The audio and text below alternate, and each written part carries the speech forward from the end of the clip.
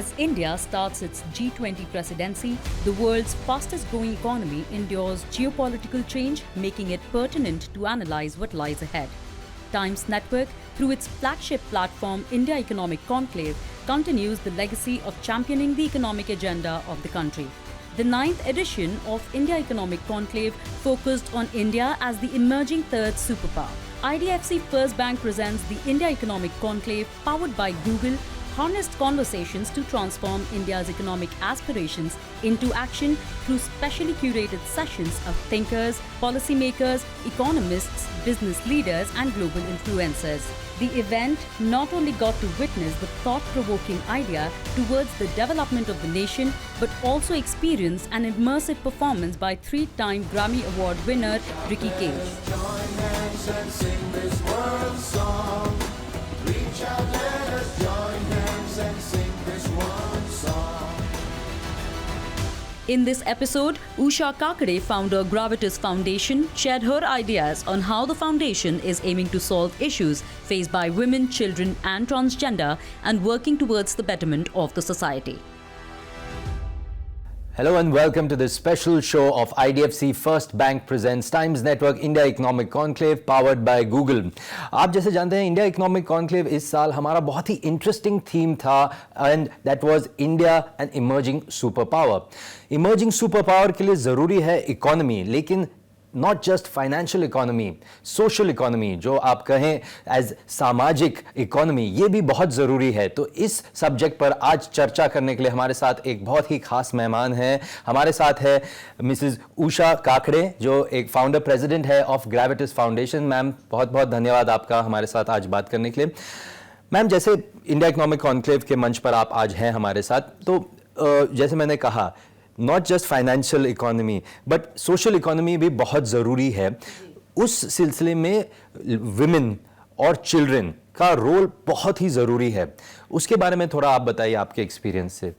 मुझे ऐसे लगता है कि आज भारत एक आर्थिक महासत्ता रूप में जब आगे बढ़ने जा रही है, तो उसका श्रेय जरूर हमें महिलाओं और बच्चों को देना चाहिए.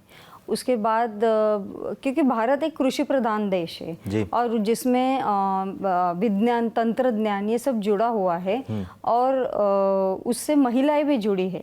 महिलाओं को सशक्तिकरण बहुत ज़रूरी है. केरला में आज अगर आप देखोगे तो केरला में बहुत ही शिक्षित महिलाएं हैं. तो आज हमारे बाकी के राज्यों में भी वैसे ही कुछ माहौल चाहिए. मुझे ऐसे लगता है कि बाकी के राज्य में भी महिलाएं शिक्षित होनी चाहिए. जैसे हमने कि अभी बच्चों के बारे में बोला, बच्चे तो एक हमारा भविष्य है आगे का सबसे, तो वो सबसे ज़रूरी है. क्योंकि अगर हम शिक्षित नहीं हैं तो बच्चा भी शिक्षित नहीं है, और हम आगे उनको अपना भविष्य अगर कहते हैं तो उनको उस तरह से हमको बढ़ाना होगा. मैम, आपसे मैं थोड़ा पूछना चाहूँगा आपके फाउंडेशन ग्रेविटस फाउंडेशन के बारे में, क्योंकि उस फाउंडेशन में औरतों और बच्चों के साथ तो आप बहुत काम कर ही रही हैं और भी बहुत काम करी, जिसके बारे में हम बात करेंगे. लेकिन पहले मुझे ये फाउंडेशन के बारे में बताइए, कब स्टार्ट हुआ, कैसे स्टार्ट हुआ है? बेसिकली ये फाउंडेशन हमने अभी हमारे 13-14 साल हो गए ये फाउंडेशन को, और 13-14 ईयर्स हो गए. अभी इसमें हम वुमेन एंड चिल्ड्रंस के लिए काम कर रहे हैं. बेसिकली उनके हेल्थ के लिए हम लोग काम कर रहे हैं.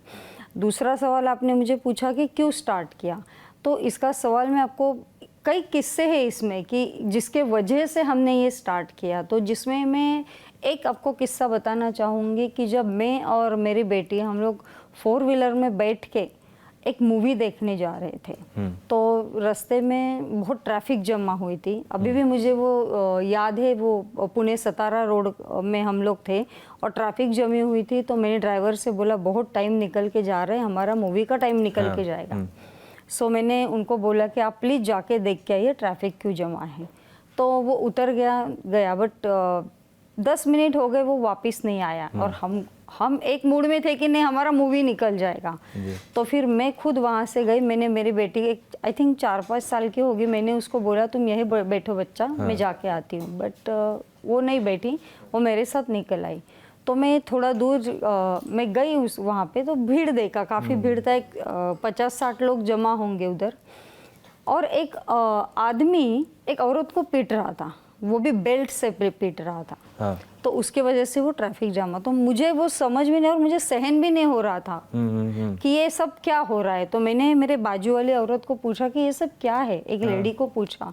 तो शी सेड कि नहीं, ये तो इनका रोज का तमाशा है, ये बेल्ट निकालता है, शराब के लिए पैसे नहीं दिया तो अपने वाइफ को मारता है। सो पता नहीं, मेरा कभी ऐसे स्वभाव नहीं है, बट मैं एकदम गई वहां पे, उसके हाथ से बेल्ट लिया और उसी को एक मारा। तो वो मार के सब शांति हो गई मेरे दिल की। फिर सब लोग हट गए, ट्रैफिक सब निकल गया और फिर मैं गाड़ी में, मतलब एक तरफ मैं अपने मूड में क्या मूवी देखने केस में थी और दूसरी तरफ ऐसे। तो मुझे ऐसे लगा कि अरे ऐसे तो कितने सारे लेडी होंगे कि जिनके ऊपर ऐसे अन्याय होते होंगे, कि जो भी घर भी चला रही है, सब कुछ चला रही है और उसके साथ मारपीट भी हो रही है। तो ये बहुत ही गलत हुआ है।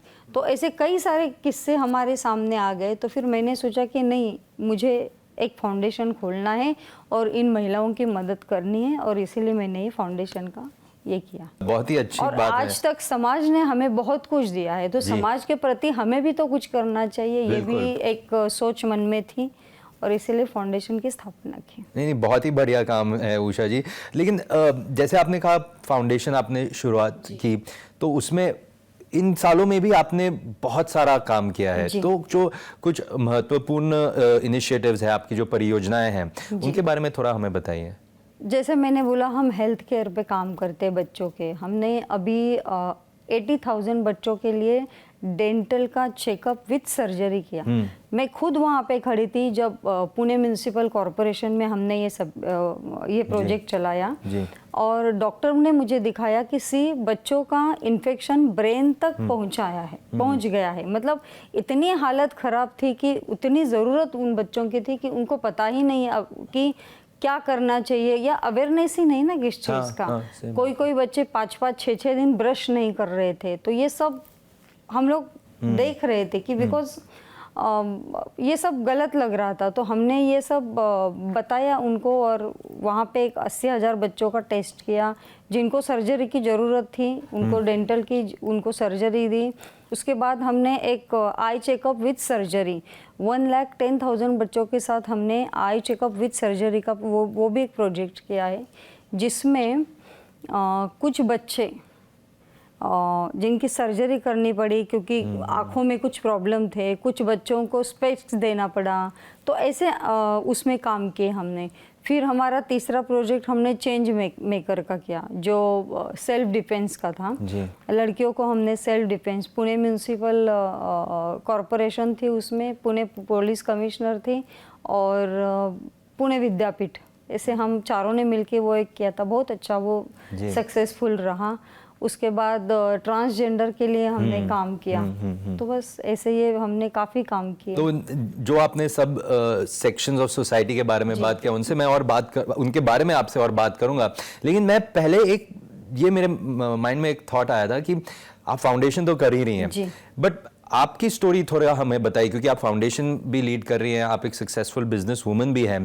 तो आपकी स्टोरी कुछ हमारे दर्शकों को बताइए। मेरे फादर कंस्ट्रक्शन लाइन में थे, तो बचपन से मुझे वो कंस्ट्रक्शन लाइन में उनकी जो मीटिंग घर पे चलती थी वो मुझे सुनने में बड़ा इंटरेस्ट आता था। बट उनकी काफ़ी मीटिंग घर पे ही रहती थी। तब मेरी दादी बहुत स्ट्रिक्ट थी। वो लड़का लड़की वो टाइम पे बहुत ज़्यादा चल रहा था। तो ऑब्वियसली मेरी दादी मुझे बहुत चिल्लाती थी कि नहीं, ये तुम्हारा क्षेत्र नहीं है, तुमको ये सुनना नहीं चाहिए, कंस्ट्रक्शन की चीज़ें एंड ऑल। तो फिर भी मैंने उसके लिए मार भी खाया 2-3 बार बट फिर भी मेरा इंटरेस्ट उसमें बढ़ता गया, चला और ही इंटरेस्ट चला गया उसमें। फिर कुछ साल ऐसे ही गुजर गए। फिर मेरी शादी हुई, वो भी एक कंस्ट्रक्शन के फैमिली में ही हुई। सो वहाँ पे मैंने 10 साल शादी के बाद बच्चे संभाले, अपना सब कुछ उनको स्कूल में छोड़ना, लेके आना, वो घर में सब खाना बनाना, ये सब मैंने किया। फिर अचानक वो 10 साल के बाद घर का मतलब बिजनेस बढ़ने लगा। तो मुझे पूछा गया, हस्बैंड ने मेरे पूछा कि क्या आप 2 घंटे ऑफिस में आके काम करोगे? तो आई सेड ठीक है, अच्छा है, ये तो मेरा ड्रीम था कंस्ट्रक्शन का। तो मैंने इमीडिएटली हाँ बोला। बट जब मैंने हाँ बोला तब बाद में मैंने सोचा अरे मुझे तो एक्सपीरियंस कुछ भी नहीं है, तो मैंने हाँ कैसे बोला, बट नहीं, फिर भी एक जिद लेके मैं हाँ, चली गई ऑफिस में। बहुत बड़ा आलीशान ऑफिस था, मेरे लिए एक आलीशान कैबिन भी था और मैं वहाँ पे बैठी थी, बट मेरे पे सिग्नेचर साइन करने की अथॉरिटी दी गई थी, अभी जिसका मुझे कुछ भी पता नहीं था। बट मैं कोशिश कर रही थी मैं जानने की कि क्या है, कैसे होगा ये, और मैं ऑब्वियसली अकाउंटेंट से पूछ भी रही थी कि कैसे होता है, क्या है ये, सप्लायर्स कौन से है, क्या है, बट मुझे थोड़ा सपोर्ट नहीं मिल रहा था अकाउंट्स से या और लोगों से। फिर मैं थोड़ी मायूस हो गई और मैंने सोचा कि नहीं, मुझे अभी ये जॉब नहीं करना है, मुझे क्योंकि ये बहुत डिफ़िकल्ट था। फिर मैं घर पे 2-3 दिन सोची कि अरे नहीं, मुझे कोई सपोर्ट नहीं कर रहा है इसलिए मैं नहीं जा रही हूँ, ऐसे तो नहीं होगा, मुझे जाना है, मुझे करना है। और मैं फिर स्ट्रांगली वहाँ पे गई और जो लोग मेरे पास आए, फिर मैंने एक बात समझी कि मेरे ही ऑफिस में मुझे मालकिन बन के नहीं, एक स्टूडेंट बन के रहना है और सामने वाले को प्रिंसिपल का एक दर्जा देना है, और सामने वाले को चाहे बड़ा हो वो छोटा हो, मैंने उसको प्रिंसिपल का दर्जा दिया और मैं स्टूडेंट बन के वहाँ पे सब मैंने सीखा, कई साल सीखे। उसके बाद अपनी खुद की एक कंपनी खोली और इतना एक्सपीरियंस मिला मुझे कि आज भी अगर मैं अपने खुद के साइट्स कर रही हूँ एंड आपने मुझे कोई भी आज प्लॉट दिया तो मैं आपको बता सकती हूँ कि आपको इतना स्टील लगेगा, इतना सीमेंट लगेगा, इतना रेती लगेगी, आज वो ऑब्वियसली मैं उतना तक मैं पहुँची हूँ। जी मैम, राइट। वक्त हो गया एक छोटे से ब्रेक का, आप बने रहिए हमारे साथ, कहीं मत जाइए, हम लौटेंगे इस छोटे से ब्रेक के बाद।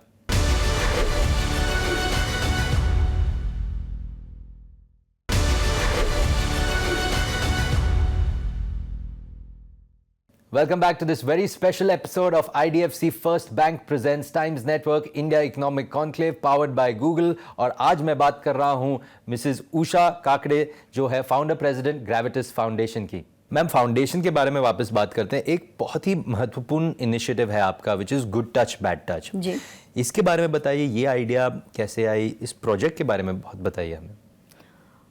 जब दिल्ली में निर्भया केस हुई, सब मतलब पूरा देश हिल गया था वो निर्भया केस से। तब हमने सोचा कि हम फाउंडेशन में इतना सारा काम कर रहे हैं तो इस विषय पे क्यों नहीं हम काम कर रहे हैं। तो ये सब्जेक्ट पे हमने सोचा कि नहीं, हमको इस पे काम करना है। इसके लिए हम कई समाज सेवकों से मिले, कुछ लीडर से मिले कि जो समाज सेवक के लीडर हैं उनसे बात की कि कैसे क्या करना है, कैसे करना चाहिए। और जितना हम डीप जा रहे थे उतने आंकड़े हमारे सामने आ रहे थे, बहुत आंकड़े हमारे सामने आ रहे थे। अगर मैं आपको पढ़ के सुनाऊं तो आपको भी बुरा लगेगा कि इतने सारे केसेस हो रहे हैं, हर 4 घंटे में एक रेप हो रहा है, इतने आंकड़े हैं, इतने सारे हैं। बट ऑब्वियसली फिर ये निर्भया के केस के बारे में हमने ये ठान लिया कि नहीं, हमको इस प्रोजेक्ट में काम करना है। तो हमने सबसे पहले स्कूल में अप्रोच किया। तो स्कूल में अप्रोच किया तो स्कूल वालों ने हमको बोला बिल्कुल नहीं, ये सेंसिटिव सब्जेक्ट है, हम इसके ऊपर आपको परमिशन नहीं दे सकते। तो फिर हमने पेरेंट्स से बात की, पेरेंट्स ने भी बिल्कुल मना किया, टीचर्स ने मना किया। तो अभी क्या करना है, फिर एक ही था हमारे पास कि इनको काउंसलिंग करने का है। समाज किस समाज से आप डरते हो? आज किसी और के साथ हुआ है इसलिए हम चुप बैठे हैं, बट वही चीज़ कल हमारे बच्चे के साथ होगी तो क्या हम चुप बैठेंगे? नहीं बैठेंगे। तो वही उनको हमने बहुत काउंसलिंग कर करके उनको समझा के वो फिर उनका हाँ लेके उनके साथ प्रॉपर MOU किया हमने एंड वो प्रोजेक्ट को हमने स्टार्ट किया। इसके लिए हमारे पास 45 मिनट का एक सेशन होता है और एक्सपर्ट टीम भी है कि जो उनको पढ़ाती है। जब ये 45 मिनट का सेशन चालू होता है तब बच्चे थोड़ा ये समझने लगते हैं कि क्या हो रहा है, कैसे हो रहा है। क्योंकि कुछ छोटे छोटे जो जूनियर सीनियर KG के बच्चे हैं उनको तो पढ़ाना बहुत ही डिफ़िकल्ट जाता है, उससे भी थोड़े बच्चे हैं तो थोड़ा समझ पाते हैं। क्योंकि छोटे बच्चे फिर हमको कुछ भी क्वेश्चन पूछते हैं कि हमसे कैसे उनको समझाया जाए, उनको कि वो बहुत डिफिकल्ट जाता है। फिर भी हम उनको समझाते हैं, प्ले रोल में समझाते हैं या वॉट एवर। बट ये बड़े बच्चे को हम लोग समझाते हैं और फिर वो फिर खुलते हैं कि नहीं मेरे साथ ऐसे हुआ है, इसके साथ ऐसे हुआ है, वो फ्रेंड के साथ मेरे ऐसे हुआ है। तो ऐसे खुल के वो बात करके जो उनके साथ हो रहा है वो हमको बताते हैं और उस केस में हम बच्चे को न्याय देने की पूरी कोशिश करते हैं। तो मैम आपके इनिशिएटिव के बारे में बताइए कि कितने बच्चों को आपने काउंसलिंग दी? 4,50,000 बच्चों तक हम लोग पहुंच गए हैं जी। और ये बहुत बड़ा नंबर्स है मुझे लगता है, क्योंकि नहीं, हमने बिल्कुल। इकट्ठे करके ये नंबर्स नहीं सेपरेटली क्लास वाइज किए हैं और आज 5 साल से हम लोग ये कर रहे हैं और बच्चों को बहुत फ़ायदा हुआ है इसका। पहले स्कूल निगेटिव थी, अभी हर स्कूल पॉजिटिव है, हमको फ़ोन करके बोल रही है कि हाँ आप हमारे पास आइए और बच्चों का सेशन ले लीजिए। मैम और भी इनिशिएटिव जैसे आपने पहले कहा आप डिसेबल्ड पीपल के साथ, ट्रांसजेंडर के साथ भी आप करती हैं, तो उनके बारे में भी बताइए, उन इनिशिएटिव्स के बारे में। ट्रांसजेंडर के लिए हमने दिल्ली में जब उन्होंने एक ब्यूटी पार्लर खोला था ट्रांसजेंडर ने, तो हमने उनको सपोर्ट किया था और वो सपोर्ट किया था कि लोग वहाँ पे काम पे लग जाएंगे, इसलिए हमने वहाँ पे उनको सपोर्ट किया था। फिर जब कोरोना का टाइम था, कोविड का टाइम था, तब हमने 10,000 ट्रांसजेंडर को ग्रोसरी भी दी थी। फिर हमने उनको स्किल डेवलपमेंट का सिम्बायोसिस के साथ मिलके स्किल डेवलपमेंट का कोर्सेज भी उनको किया। ऐसे इस तरह हमने काफ़ी उनके साथ काम कर रहे हैं। एक और चीज़ बहुत ही इंटरेस्टिंग है आपकी फाउंडेशन की, जो ऊर्जा अवार्ड्स, जी। ये मेरे ख्याल से 2014 से चले आ रहे हैं। जी। इन अवार्ड्स क्या है ये अवार्ड्स और क्यों बनाए ये अवार्ड्स, और मोस्ट इम्पोर्टेंटली कुछ जिन लोगों को आपने ये अवार्ड्स दिए हैं उन कुछ लोगों के बारे में बताइए हमें। ऊर्जा अवार्ड हमारा चालू करने का, स्टार्ट करने का एक ही मतलब था कि जो अच्छा काम करता है उसको मोटिवेशन देने का, बस उसको मोटिवेट करने के लिए। तो हम ऐसे ढूंढ के लाते हैं जी। और फिर हमको एक शीतल चौहान, अभी लास्ट हमने शीतल चौहान करके एक लड़की को दिया था अवार्ड।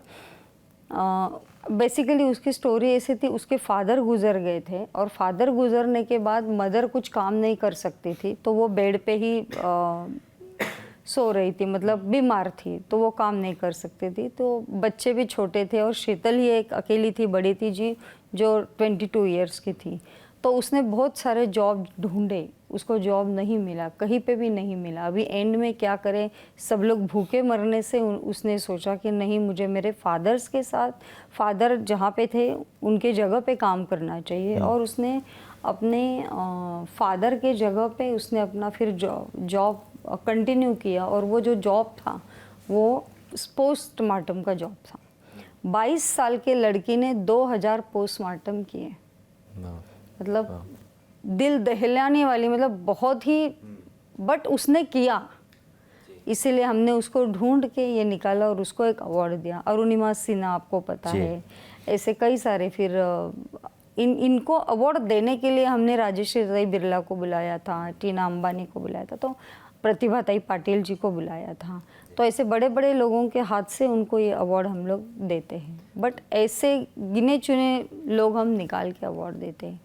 तो मैम अगर आगे की बात करें तो ग्रेविटस फाउंडेशन के आगे के कुछ एक्सपेंशन प्लान्स या आगे के क्या प्लान्स है फाउंडेशन के आपके? ग्रेविटस फाउंडेशन के आगे के जो प्लान है वो है, अभी हम लोग आश्रम स्कूल में स्टार्ट करेंगे, गुड टच बैड टच, क्योंकि वहाँ पे बहुत ज़्यादा ज़रूरत है, हमको ऐसे लगा, और वहाँ पे हम लोग ज़्यादा करेंगे काम। और यही गुड टच बैड टच में ही, उसी में ही हम लोग कायम रह के वही प्रोजेक्ट पूरे भारत देश में हमको लेके जाना है।